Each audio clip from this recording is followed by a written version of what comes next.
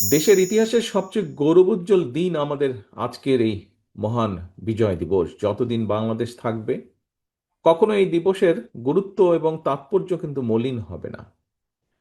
তবে একটা বিষয় আমাদের সকলের মনে রাখা বা স্মরণ রাখা দরকার, এবং অবশ্যই একই সাথে সতর্ক থাকা দরকার। সেটা হলো বাংলাদেশের মহান যে মুক্তিযুদ্ধ, স্বাধীনতা, এই মুক্তিযুদ্ধ বা স্বাধীনতাকে প্রশ্নবিদ্ধ করার জন্য, প্রশ্নবিদ্ধ করতে দেশি বিদেশি অপশক্তি তখনও যেমন সক্রিয় ছিল, এখনো ঠিক একইভাবে তারা সক্রিয়। সময়ের সাথে সাথে হয়তো ষড়যন্ত্রকারীদের রূপ, রং, চেহারা হয়তো পাল্টেছে, কিন্তু চরিত্র ভিন্ন একদমই পাল্টায়নি। তাদের চরিত্র বিন্দুমাত্র পাল্টায়নি।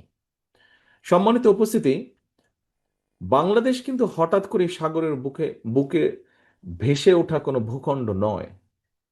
এখানে সকল বক্তা বলেছেন, যারা আলোচনা করেছেন, আলোচকবৃন্দ সকলেই বলেছেন, লাখো শহীদের আত্মত্যাগ আর অসংখ্য মা বোনের সম্মানের বিনিময়, সম্ভ্রমের বিনিময় বাংলাদেশ নামক এই ভূখণ্ডটি আমরা অর্জন করেছি, এই স্বাধীনতাটি আমরা অর্জন করেছি। স্বাধীনতা এবং মুক্তিযুদ্ধের সেই গৌরবময় ইতিহাস নিয়ে রচিত হয়েছে অসংখ্য গল্প, কবিতা, বই রচিত হয়েছে।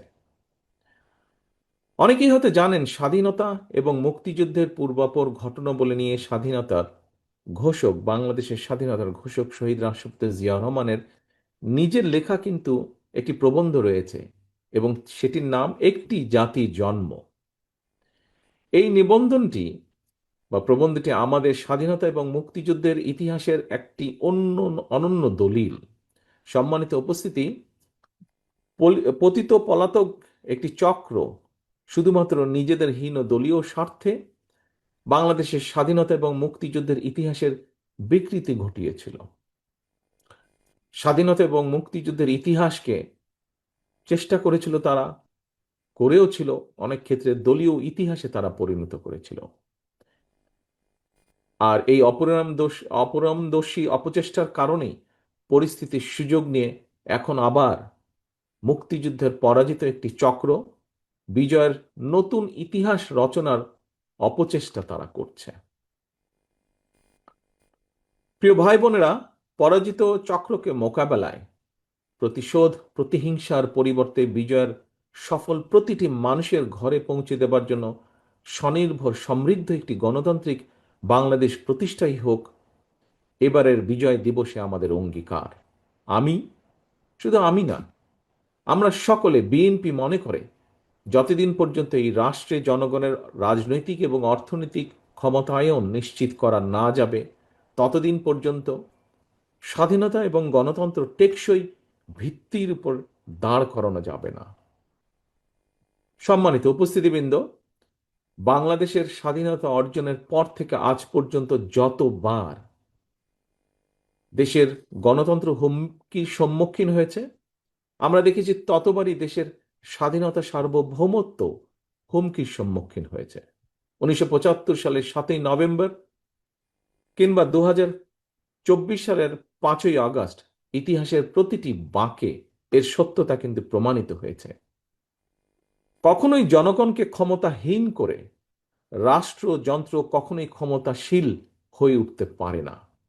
জনগণকে ক্ষমতাবান করার পূর্ব শর্তই হচ্ছে, যা সব সময় বলে এসেছি আমরা, পূর্ব শর্তই হচ্ছে জনগণের সরাসরি ভোটে জনগণের কাছে দায়বদ্ধ, জনগণের কাছে জবাবদিহিমূলক রাষ্ট্র ও সরকার প্রতিষ্ঠা।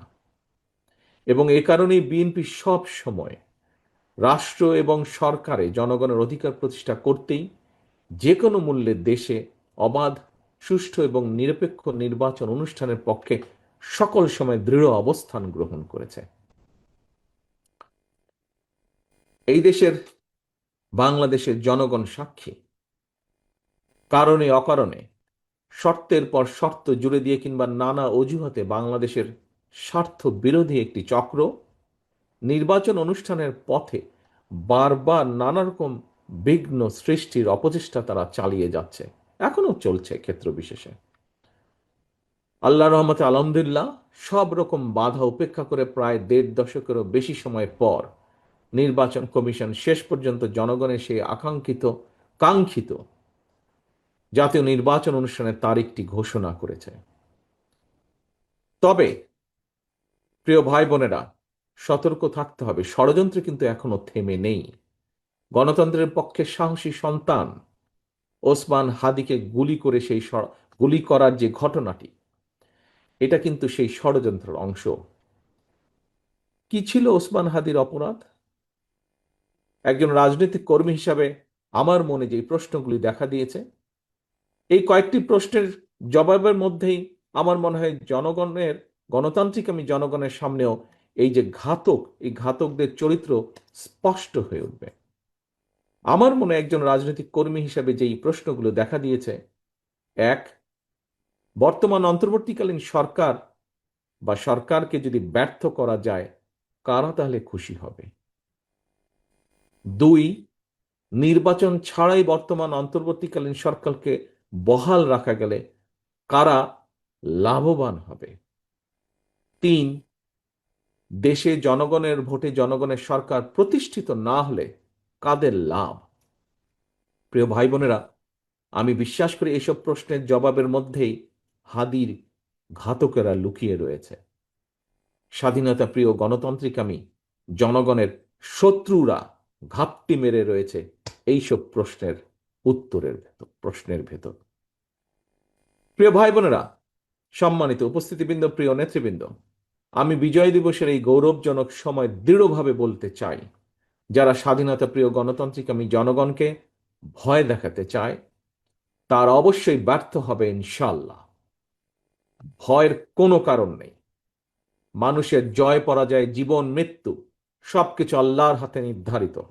সুতরাং আল্লাহর উপরে ভরসা রেখে আমরা সকলে যদি ঐক্যবদ্ধভাবে জনগণের অধিকার প্রতিষ্ঠার মিছিল এগিয়ে নিয়ে যেতে থাকি, ইনশাল্লাহ ষড়যন্ত্রকারীরা অবশ্যই পিছু হটতে বাধ্য হবে।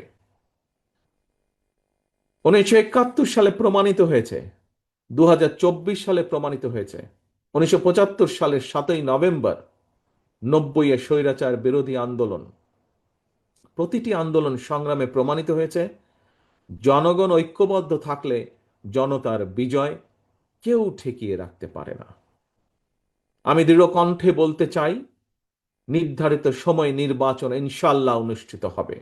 আসন্ন নির্বাচনকে সামনে রেখে গ্রামে গঞ্জে, শহরে বন্দরে, নগরে, বাজারে মহল্লায়, অলিগলিতে, রাজপথে জনগণের নিজেদের অধিকার প্রতিষ্ঠার এই নির্বাচনে মিছিলে আমিও আপনাদের সঙ্গে থাকবো ইনশাল্লাহ।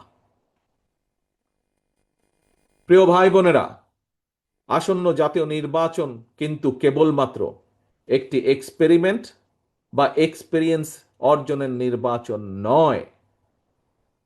সম্মানিত মহাসচিব সাহেব আজকের অনুষ্ঠানের সভাপতি কিন্তু ওনার বক্তব্যে বলেছেন, আমিও অতীতে বারবার বলেছি, আসন্ন জাতীয় নির্বাচন অতীতের যে কোনো নির্বাচনের চেয়ে জটিল এবং গুরুত্বপূর্ণ। কেন? এবারের নির্বাচনের সঙ্গে জড়িত আছে বর্তমান এবং ভবিষ্যৎ প্রজন্মের স্বাদ, আশা, আকাঙ্ক্ষা, স্বার্থ এবং সম্ভাবনা। সর্বোপরি এবারের নির্বাচনের সঙ্গে জড়িত আছে বাংলাদেশের স্বার্থ এবং সার্বভৌমত্বকে সুসংহত রাখার প্রশ্ন।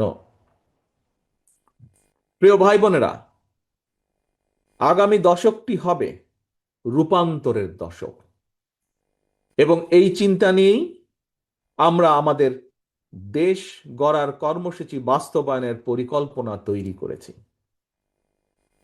দেশের জনসংখ্যার অর্ধেক নারী, 4 কোটি বা তারও বেশি তরুণ,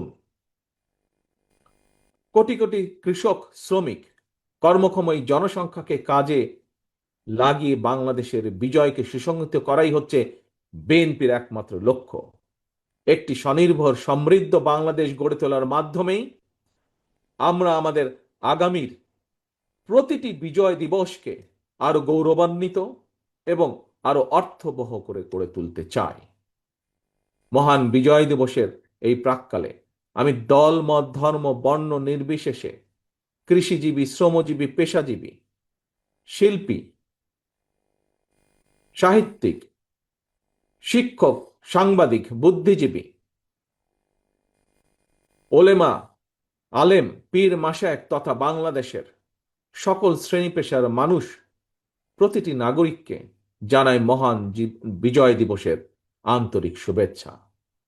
মহান বিজয় দিবস উপলক্ষে বিজয়ের বার্তাকে, প্রিয় ভাই বোনেরা, বিজয়ের যে বার্তা, এই বার্তাকে আমরা শুধুমাত্র স্লোগানের ভিতরে সীমাবদ্ধ রাখব না। বিজয়ের সুফল প্রতিটি নাগরিকের ঘরে ঘরে পৌঁছে দিতে আসন্ন জাতীয় নির্বাচনে বাংলাদেশ জাতীয়তাবাদী দল বিএনপি বা ধানের শীষ আবারও জনগণের সহযোগিতা, সমর্থন এবং সুযোগ প্রত্যাশা করছে। পরিশেষে আল্লাহর দরবারে 1971 সালের স্বাধীনতা অর্জনের যুদ্ধে শহীদ এবং 2024 সালে স্বাধীনতা অর্জনের যুদ্ধে শহীদ এবং 71 থেকে আজ পর্যন্ত দেশে গণতন্ত্র এবং জনগণের অধিকার প্রতিষ্ঠার আন্দোলনে সকল শহীদদের রুহের মাগফিরাত কামনা করছি। আল্লাহর দরবারে প্রতিটি আন্দোলন সংগ্রামে হতাহতদের দ্রুত আরোগ্য কামনা করে আমার বক্তব্য আজ এখানে শেষ করছে। আল্লাহ হাফেজ। বাংলাদেশ জিন্দাবাদ। বাংলাদেশ জাতীয়তাবাদী দল জিন্দাবাদ।